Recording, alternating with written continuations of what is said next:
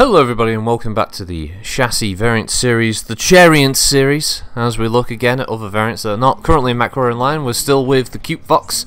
We have the B variant.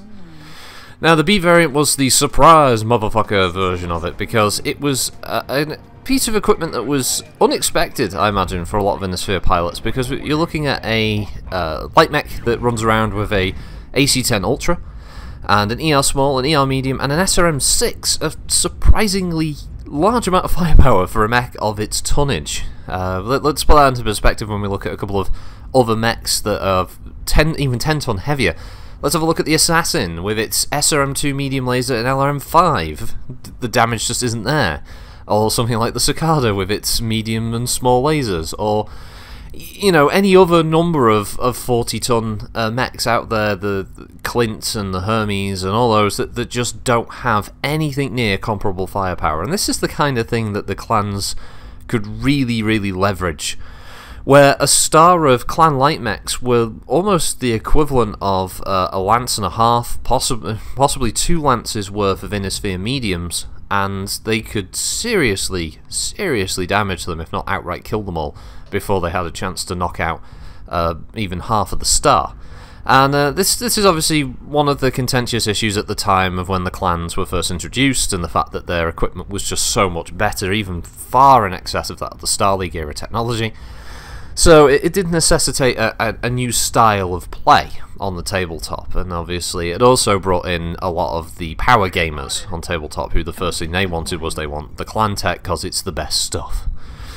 And, you know, the arguments go back and forth about whether do you like clans just because they're interesting and cool, or do you like the clans because they've got all the best shit. And I think for a majority of people back in the 90s when the clans arrived, it was probably just because they had the really cool stuff.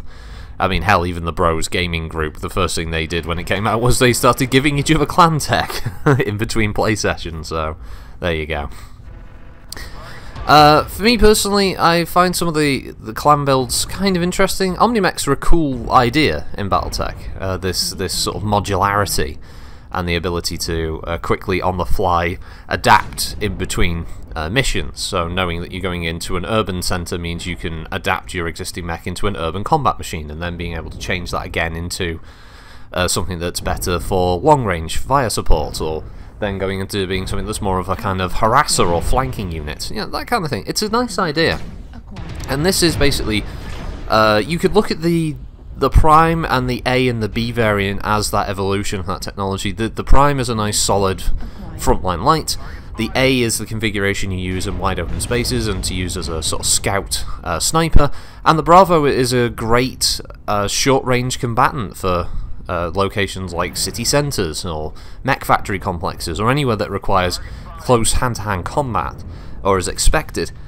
So, as I said with the previous one, it's easy to build. You just need, I think this one is the ballistics and the missile are in the right. So there is, I think it's if it's not the S, it's the C or something.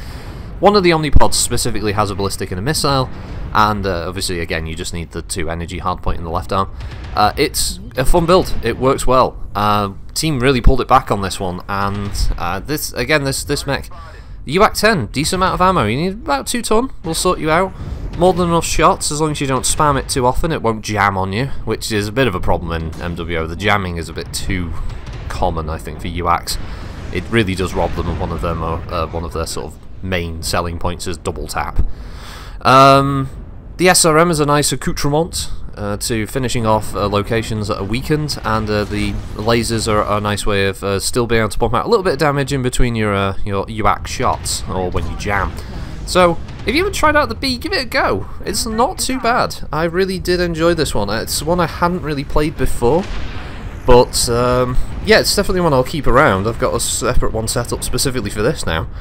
So yeah, it's difficult with these ones really, because it's showing off stuff that PGI didn't add, but stuff that I can't really say, oh, you know, if you got the C-bills, buy it, or if it's a pack, maybe you want to take a look at it, because yeah, it's not. If you haven't tried the Kit Foxes, I do recommend them. They are probably some of the best clan lights in the game. I can't remember, I seem to remember them not being particularly well received on launch, but they have since gone on to become a fan favourite. So it's one of those cases, I think, where the community turned the mech around with certain builds, and I think that was helped largely by the C variant, which is probably one of the best lights out there for anti-missile cover and ECM support. But yeah, you can make some really good builds out of the Kit Fox. You genuinely can. I mean, these are just the stock sort of weapon loadout ones, but from there you can make some brutal stuff. Things with UAC 20s and all that. So yeah, and surprise, surprise. One that isn't my favourite, I got a win with. The A, my favourite one, I lost with, but this one I got a win with. Oh well. Thanks for watching, everyone. Have a good one. I'll see you next time. Bye.